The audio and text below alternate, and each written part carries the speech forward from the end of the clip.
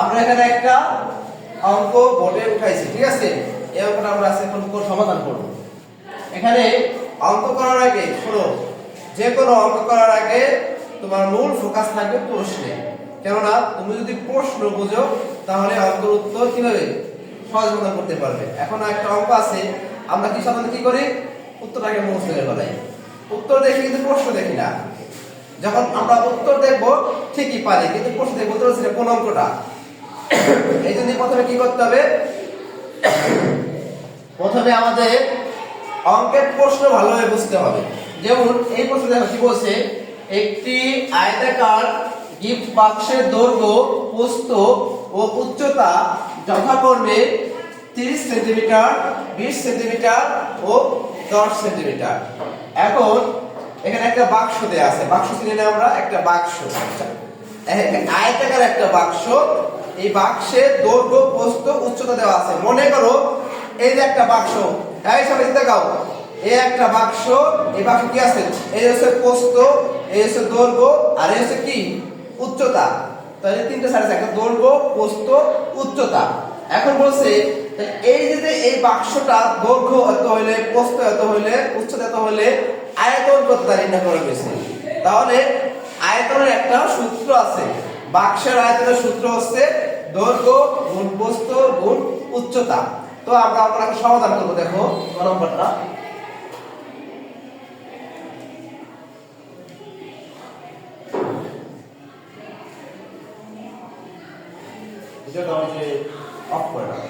অঙ্কটা আমরা সমাধান করছি। এরপর এখন দেখো কিভাবে সমাধান করছি।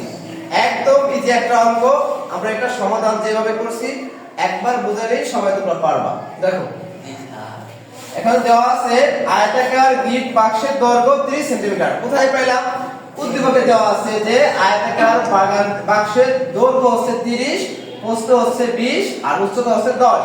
তো সেক্ষেত্রে আমরা সেটাই লিখছি, আয়তাকার গিফট বাক্সের দৈর্ঘ্য 10 সেন্টিমিটার, 30 সেন্টিমিটার, আয়তাকার গিফট বাক্সের প্রস্থ 20 সেন্টিমিটার এবং আয়তাকার বাক্সের উচ্চতা 10 সেন্টিমিটার। এখন আমরা একটা সূত্র ফেলাবো। কি সূত্রে? যে আমরা জানি আয়তাকার বাক্সের আয়তন, আয়তাকার বাক্সের আয়তনের সূত্র হচ্ছে দৈর্ঘ্য গুণ প্রস্থ গুণ উচ্চতা। তাই আমরা লিখছি আয়তাকার বাক্সের আয়তন দৈর্ঘ্য গুণ প্রস্থ গুণ উচ্চতা। তো এখন আমাদের দৈর্ঘ্য কত পাইছি আমরা? 30 সেন্টিমিটার। দৈর্ঘ্য 30 গুণ প্রস্থ কত? 20 আর উচ্চতা কত? 10 ঘন সেন্টিমিটার। এখন আমরা 20 গুণ 30 গুণ 10 এই তিনটাকে গুণ করলে পাই হচ্ছে 6000 ঘন সেন্টিমিটার। কয় সেন্টিমিটার? 6000 ঘন সেন্টিমিটার। অতএব নির্ণয় আয়তন 6000 ঘন সেন্টিমিটার। এটা হচ্ছে আমাদের ক সমাধান। এখন আমরা নম্বর কি বলতে পারি? বাক্সটি রঙিন কাগজ দিয়ে মোড়াতে কমপক্ষে কি পরিমাণ কাগজ লাগবে? যেটা লাগবে সেটা আমরা এখন কি করব? নির্ণয় করব। এই দেখো এই নম্বরটি বলছে যে রঙিন বাক্সটি কাগজ দিয়ে মোড়াতে কমপক্ষে কি পরিমাণ কাগজ লাগবে।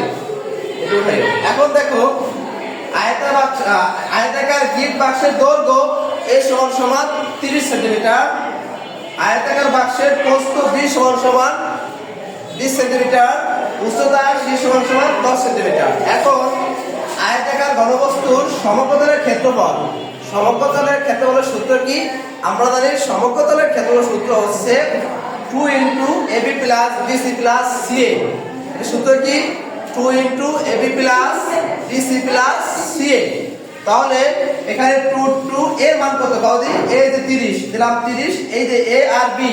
দেখো এই A আর B এর মধ্যে কোনো পার্থক্য আছে? মানে পার্থক্য বলতে এর মধ্যে কোনো যোগ বিয়োগ আছে? যোগ বিয়োগ কিছু না থাকলে বুঝতে হবে সেটার মধ্যে কি আছে? গুণ আছে। সেই ক্ষেত্রে এর মান 30 গুণ B মান কত?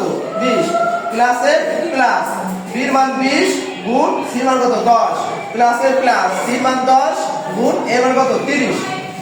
আমরা জাস্ট মান বসাইলাম।